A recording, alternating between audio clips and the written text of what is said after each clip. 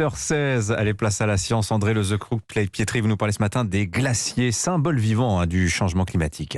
Oui, le drame, Dimitri, qui s'est joué dimanche dans les Alpes italiennes avec la rupture partielle du glacier de la Marmolada a été un choc mondial à la fois pour le bilan humain, bien sûr, mais le côté effrayant des images de ces blocs de glace déboulant à 300 km/h dans la vallée. Et la disparition progressive de ces glaciers rend visible, en fait, ce qui est normalement invisible, ce changement climatique longtemps ignoré, voire nié. Et on est en train de réaliser que l'accélération que provoquent les pics de température, réalisés 10 degrés à 3300 mètres, là au sommet de ce glacier, le plus haut des Dolomites. Et je rappelle qu'on vient de connaître des températures positives en haut du Mont Blanc. C'est du quasi jamais vu. Alors, qu'est-ce que c'est un glacier, André ? Alors, les glaciers, c'est d'abord de la neige tombée qui, au fil des ans, mais des dizaines, voire des centaines d'années, se comprime pour former de grandes masses de glace épaisse qui rend les glaciers tout à fait uniques. C'est qu'en raison de cette masse, les glaciers s'écoulent comme des rivières extrêmement lentes. Certains glaciers sont aussi petits que des terrains de football. Celui de la Marmolada, d'ailleurs, est passé de 2 à 1 hectare après ce drame, tandis que d'autres atteignent des dizaines, voire des centaines de kilomètres de long, comme dans l'Himalaya. Alors, qu'est-ce qu'ils représentent, les glaciers, aujourd'hui ? Alors déjà, c'est 2/3 de l'eau douce de la planète et donc une importance vitale pour les très nombreuses populations qui en dépendent, notamment en Asie, en Inde, en Amérique du Sud. Aujourd'hui, 10% de la surface terrestre est couverte de glace. Évidemment, les calottes polaires, les glaciers géants de l'Antarctique et du Groenland, 15 millions de kilomètres carrés. Pendant le dernier âge de glace, la glace couvrait près d'un tiers du globe. Ces périodes glaciaires sont d'ailleurs passionnantes parce que c'est ce qui a permis à l'espèce humaine de se diffuser sur toute la planète avec des niveaux de mer 120 mètres au-dessus de ce que c'est aujourd'hui. C'est des cycles de 100 000 ans qui sont notamment dus aux variations de l'orbite terrestre qu'on appelle les cycles de Milankovitch, aussi d'activité solaire. Mais ça sera l'objet d'une prochaine chronique. Alors, que représentent les glaciers pour la science, André ? Alors, l'âge de glace peut avoir des centaines de milliers d'années.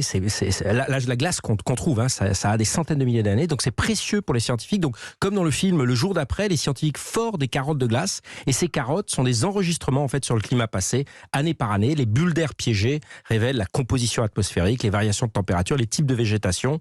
Et les époques passées peuvent reconstituer, montrant comment le climat a changé et comment, surtout, il pourra changer à l'avenir. Alors, la question qu'a posée l'effondrement de la Marmolada, c'est que les glaciers peuvent disparaître. Quel est le risque de disparition ? Alors, le risque, il est gigantesque. On voit qu'en Antarctique, il y a un glacier qui s'appelle le glacier de l'île de Pin et son voisin qui s'appelle le glacier Thwaites sont déjà responsables de 10% de l'élévation du niveau de la mer. À eux deux, c'est plus grand que le Royaume-Uni dont parlait Vincent et viennent de perdre un iceberg géant, pardonnez-moi, juste de la taille de l'île de Malte. Et la région pourrait atteindre ce point de basculement, comme on l'a vu dans les Alpes, avec la possibilité d'un effondrement de tout l'ouest de la calotte glaciaire antarctique. Conséquence, 3 mètres d'élévation de la montée des eaux. Et l'autre effet, et plus inquiétant encore, c'est la libération de micro-organismes gelés dans les glaciers.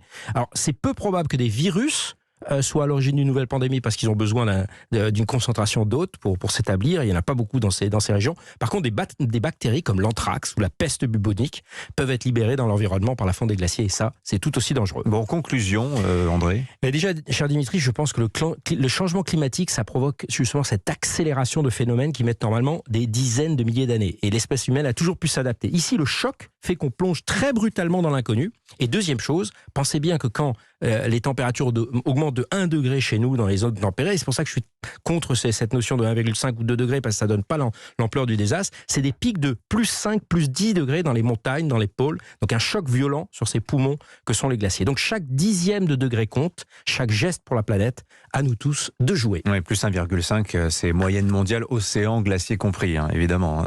C'est pas tout à fait c'est pas tout à fait ce qui va se passer partout. Merci beaucoup, André Lezecroux-Pietri.